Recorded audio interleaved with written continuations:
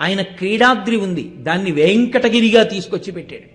ఆ వెంకటగిరి నోటిగా ఉంటుంది అంటుంది భవిష్యోత్తర పురాణం. అది ఒక నోరు తెరిస్తే ఎలా ఉంటుందో అలా ఉండి వెనకాతల శ్రీశైలం దానికి పృష్ఠభాగంగా ఉంటుంది.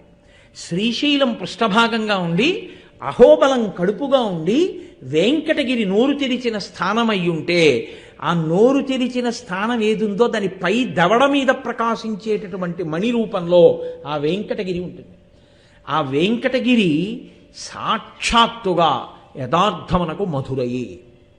ఒకానొకప్పుడు ఈ కృష్ణ భగవానుడు నడయాడినటువంటి మధురానగరం ఏదుందో ఆ మధురానగరమే ద్వాపర యుగాంతం తర్వాత రామచంద్రమూర్తి నడయాడినటువంటి అయోధ్యానగరపు తేజస్సు త్రేతాయుగం తర్వాత కలియుగంలో అయోధ్య మధుర కలిసి వెంకటాచలంగా వచ్చాయి.